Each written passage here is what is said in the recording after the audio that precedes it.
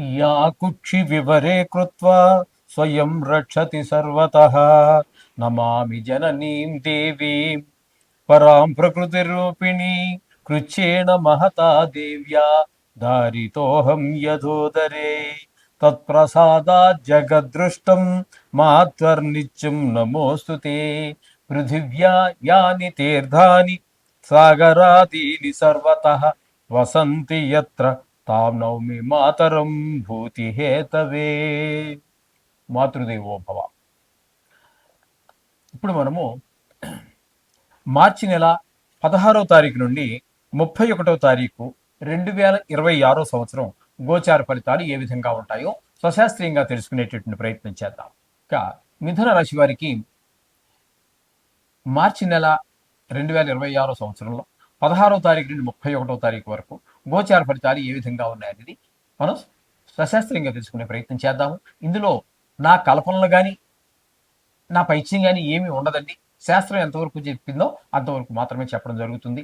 అయినా మీరు కంగారు పడక్కర్లేదు. కొన్ని రాసులకి కొన్ని గ్రహాలు ఎక్కువ గ్రహాలు ప్రతికూలంగా ఉంటాయి. అయినా కూడా మీరు కంగారు పడాల్సినటువంటి పని ఉండదండి. ఎందుకంటే ఇది కేవలం 15 రోజులకు సంబంధించినది కాకుండా గోచారం నిష్ణాతులైన వారు చెప్తే 10 నుంచి 15% మాత్రమే 15% మాత్రమే మీకు ఎవరికైనా ఈ జరుగుతుంది. మిగతాదంతా కూడా 75% వరకు కూడా మనకి మన వ్యక్తిగత జాతకం మీద ఆధారపడి ఉంటుంది. కాబట్టి ఎవరి దగ్గర అయితే date of birth, time of birth, place of birth ఉన్నాయో వారు తప్పకుండా ఈ నోటితో చెప్తానంటే అనవసరం అండి. చెప్పినవాడు గంటలో మీరు వెళ్ళిపోయిన వెంటనే ఆయన మర్చిపోతాడు. విని చెవిలో పెట్టుకుని మీరు ఎన్నాళ్ళు గుర్తుపెట్టుకుంటారు దాన్ని?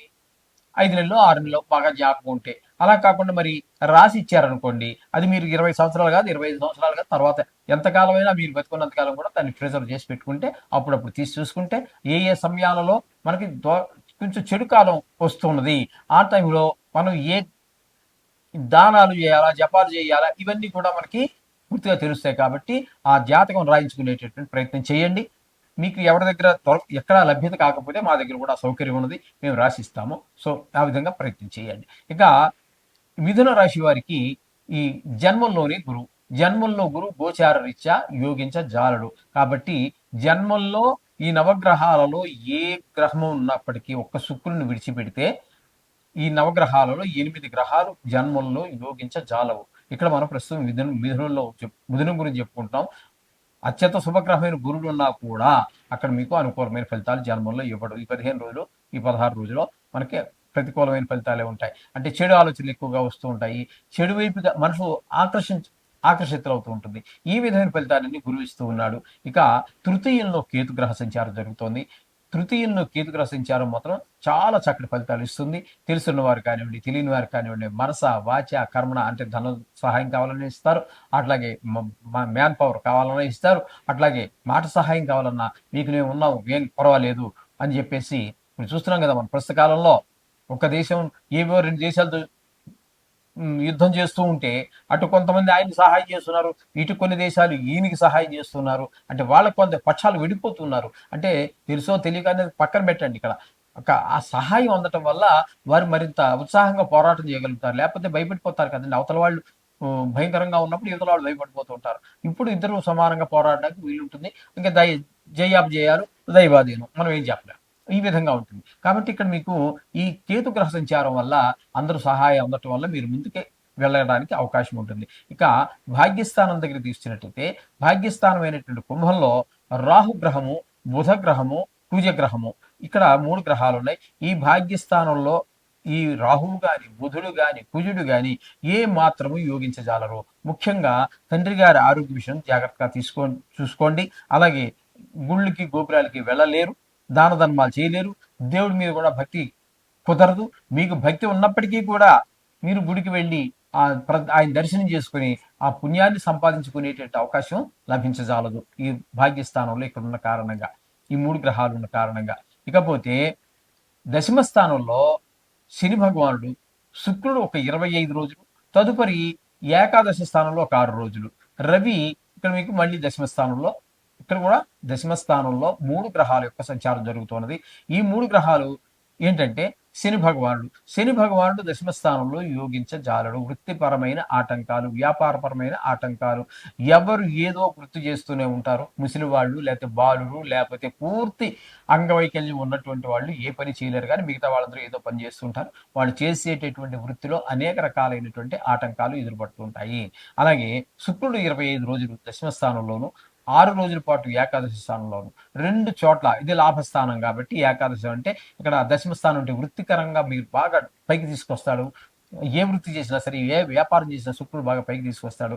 తదుపరి 6 రోజులు మీకు బాగా లాభాలు వచ్చేటువంటి అవకాశం కూడా శుక్రుడు కల్పిస్తూ ఉన్నాడు. అంటే ఈ 16 రోజులు కూడా శుక్రుడు పూర్తి అనుకూలుడే మీకు. కాబట్టి అది కూడా చాలా బాగుంటుంది. ఇక రవిని కనుక తీసుకున్నట్టయితే దశమ స్థానంలోనే 16 రోజులు సంచారం చేస్తుంది. దశమ స్థానంలోనే రవి అంటే మీకు వృత్తిపరంగా ఆయన కూడా చాలా మిమ్మల్ని పైకి తీసుకొస్తారు. వృత్తి అంటే షాప్ కావచ్చు, లేదా వ్యాపారం కావచ్చు, వ్యవసాయం కావచ్చు, ప్రభుత్వ ఉద్యోగం కావచ్చు, ఏది చేసినప్పటికీ కూడా వృత్తులు అనేక రకాలైనటువంటి వృత్తులు ఉన్నాయి. కోటి విద్యలో ఉన్నారు, కోటి విద్యలు కూటి కొరకు అన్నారు. విద్య అనేటువంటి ఒకటి కాదు. ఆ విధంగా చేసే పనులు కూడా కోటి ఉంటాయి. అందులో రకరకాలు మనకు తెలిసినవి ఎన్ని ఉంటాయి, మనకు తెలియనివే ఎక్కువ ఉంటాయి కూడా. కాబట్టి ఆ విషయాల్లో రవి మీకు అనుకూలుడే, శుక్రుడు అనుకూలంగానే ఉన్నారు. ఈ దశమ స్థానంలో ఏకాదశ స్థానంలో ఉన్న శుక్రుడు మీకు పూర్తి అనుకూలుడు. ఇకపోతే మనం చెప్పుకున్నాం కదా, కేతు అనుకూలుడు. అంటే 3 గ్రహాల యొక్క అనుకూలత ఈ వారికి కనిపిస్తూ ఉన్నది. ఎవరికి? మిథున రాశి వారికి. ఇది మనం ఒక రకంగా బాగుందని చెప్పుకోవచ్చు.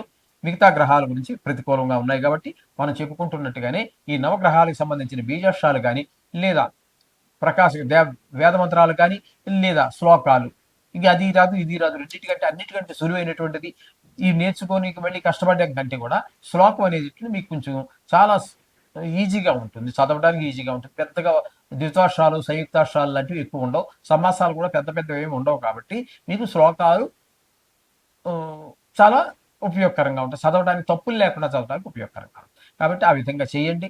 ఇంకా సులువైనటువంటి మంత్రాలు కూడా ఉన్నాయి. అవన్నీ ఇక్కడ చెప్పాలంటే చాలా టైం తీసుకుంటుంది.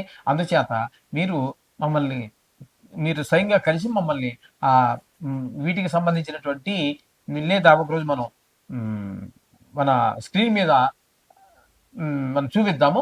అది మీరు రాసుకుందరు కానీ ఇప్పుడు రాసుకునే టైం కూడా అక్కడ మనం ఇద్దాము. అది మీరు రాసుకోండి. అది వీటికంటే కూడా అంటే శ్లోకాల కంటే కూడా చాలా సులువైనటువంటి పద్ధతిలో ఉంటాయి. అవి రాసుకుని మీరు రోజు చదువుకోవచ్చు. అది కూడా చెప్తా. ముందు మనం స్క్రీన్ మీద చూపించే ప్రయత్నం కూడా చేద్దాం.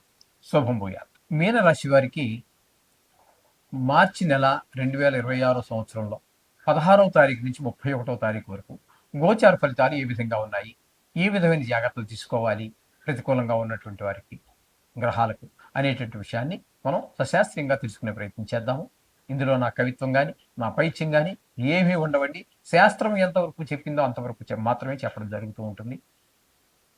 కాబట్టి మీరు జాగ్రత్తగా వినండి. ఇక్కడ మీనరాశి వారికి జన్మంలోనే 3 గ్రహాల యొక్క సంచారం జరుగుతూ ఉన్నది.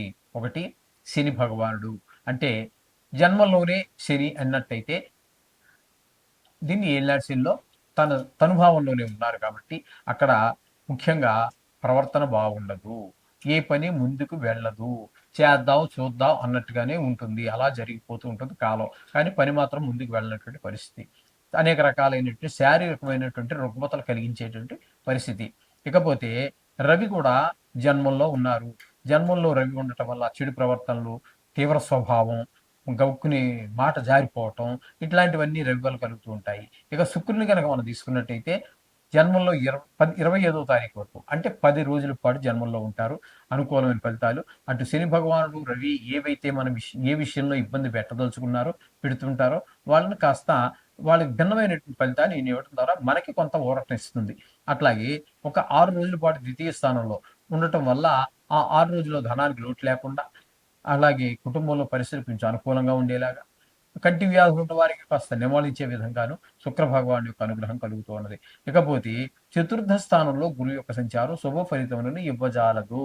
చతుర్థ స్థానంలో గురు సంచారం విద్య విషయంలోను, భూమి విషయంలోను, గృహ విషయంలోను, వాహనాల విషయంలోను, రియల్ ఎస్టేట్ వ్యాపారం చేసేవారికి వీటికంటే కూడా ప్రతికూలమైన ఫలితాలే ఇస్తూ ఉన్నాడు గురువు చతుర్థ స్థానం సంచారం వలన. తల్లి గారి విషయంలో కొంచెం జాగ్రత్త తీసుకోండి. అలాగే 6వ స్థానంలో కేతు గ్రహ సంచారం. ఈ కేతు మాత్రం పరిపూర్ణమైనటువంటి శుభ ఫలితాలు ఇస్తూ ఉన్నాడు. ఏంటంటే ఆరోగ్యం బాగుండేలా చూస్తారు. అలాగే రుణాలు ఏమైనా ఉన్నట్టయితే తీర్చేయగలుగుతాము. రుణం కోసం మనమే ప్రయత్నం చేస్తున్నాము, తప్పకుండా దొరుకుతుంది. మీరు ఆ తీసుకున్న రుణంతోటి ఏదో సద్వినియోగం అయ్యేటట్టుగానే ఇల్లు కొనటమో, లేతే ఇంటికి స్థలం సమకూర్చుకోవటమో, కారు కొనటము, ఏదో పిల్లవాడిని ఉన్నత విద్య కోసం ఖర్చు చేయటమో, మొత్తం మీద మీరు చేసినటువంటి ఖర్చు ఏదైతే ఉన్నదో, ఆ ఖర్చు సద్వినియోగం అయ్యేటటువంటి అవకాశం మనకి కనిపిస్తూ ఉంటుందండి. ఈ ఈ కేతు గ్రహ సంచారం వలన. ఇక్కడ ఆ రుణం ఉంటే తీర్చేయగలడం. అంటే మొత్తం మీద ధనానికి లోటు లేనటువంటి పరిస్థితిని కేతువు కనిపిస్తూ ఉన్నారు ఇక్కడ. ఇకపోతే వ్యయ స్థానంలో 3 గ్రహాల యొక్క సంచారం జరుగుతోంది. రాహువు, బుధుడు, కుజుడు. ఈ 3 వ్యయ స్థానంలో ఉన్నప్పుడు ఇవన్నీ కూడా ధన వ్యయం, ధన నష్టము, శత్రు భయము, మనోవిచారము, కలత్ర నష్టము, కొంతమంది దుర్మార్గులకి కారాగార శిక్ష, ఇట్లాంటివన్నీ కూడా మనకి ఈ 3 గ్రహాలు కూడా అదే పని చేస్తూ ఉన్నాయి. కాబట్టి ఈ చెడు పనులు చేసిన అటువంటి వాళ్ళు ఎవరైతే ఉన్నారో వాళ్ళు వాళ్ళనే కాదండి, మామూలుగా చెడు పని చేయకపోయినా కూడా ఈ ధనం విషయంలో ధన వ్యయము, ధన నష్టము 2 వేరు వేరండి. ధనం వ్యయం అంటే మీరు ఖర్చు పెట్టుకున్నారు. దానికి అంత బాధ ఉండదు. ధన నష్టం అంటే పర్స్ పోగొట్టుకున్నారు. లేకపోతే పిక్ పాకెట్ కొట్టేశాడు. లేకపోతే ఎవడో దొంగ మాయ మాటలు చెప్పి మీ ధనాన్ని గురిడి కొట్టించి కొంత డబ్బు అన్యాయంగా తీసుకెళ్ళిపోయాడు. అటువంటప్పుడు ఏమవుతుంది, మనసు రూ. 10 పోయినా కూడా మనసు బాధపడుతూ ఉంటుంది. ఈ విధంగా ధన నష్టం వేరు, ధన వ్యయం వేరు. ఆ విధమైనటువంటి బాధలు కలగకుండా జాగ్రత్తగా చూసుకోండి. ధనం విషయంలో మరీ మరీ తగు జాగ్రత్తతో ఉండండి. ఎక్కడా మీరు వాళ్ళకి హామీ, వీడు నా చిన్నప్పటి నుంచి నాతో చదువుకున్నాడు, లేకపోతే నాతో పాటు 5 ఏళ్ళు ఉద్యోగం చేశాడు, ఇటువంటివేమీ మనసులో పెట్టుకోవద్దండి. ఎవరికి మీరు హామీలు అవి ఉండవద్దు. అట్లాంటివి చేస్తే ఆయన హ్యాపీగానే ఉంటాడు. మీరు ఎవరి కోసమైతే మీరు హామీ తీసుకున్నారో ఆయన హ్యాపీగా ఉంటాడు. మీరు మాత్రం మునిగిపోవడం గ్యారంటీ. కాబట్టి అటువంటి హామీలు ఎవ్వరికీ ఉండవద్దు. అర్థమైంది కదండి. ఈ విధంగా తగు జాగ్రత్తలు తీసుకుంటూనే మొత్తంగా మనం చెప్పాలి అన్నట్టయితే ఇందులో మీకు అనుకూలమైనటువంటి గ్రహం ఒక్క శుక్రుడు ప్లస్ కేతు, 2 గ్రహాల యొక్క అనుకూలత ఉంది. మిగతా గ్రహాలన్నీ కూడా కొంచెం ప్రతికూలంగానే ఉన్న కారణంగా మీరు తప్పకుండా నవగ్రహాలకు సంబంధించినటువంటి శ్లోకాలు, బీజాక్షరాలు, లేతే మీకు రోజు వెళ్ళేటటువంటి దగ్గరలో ఉన్న గుడిలో నవగ్రహాలు వెళ్ళే అలవాటు ఉంటుంది. కొంతమందికి స్నానం చేసి ఇంటి దగ్గర పూజ చేసేసుకుంటారు. వెళుతూ వెళుతూ 2 అడుగులు వాకబుల్ డిస్టెన్స్‌లో ఉంటే అక్కడికి ఆగి ఆ నవగ్రహాలు తిరిగి గుడిలో ఉన్నటువంటి ప్రధాన దేవుడు ఎవరైతే ఉన్నారో ఆ దేవుడిని దర్శనం చేసుకొని వెళ్ళిపోతుంటారు. రోజు రోజు రోజు ప్రతి నిత్యము వాళ్ళకి అదొక దినచర్య అంతే. ఆ విధంగా చేసే వాళ్ళకి చాలా శుభప్రదమైన ఫలితాలుంటాయి. చక్కగా మీరు ఆ విధంగా చేయండి. సకల శుభాలు పొందండి. శుభభూయాలు.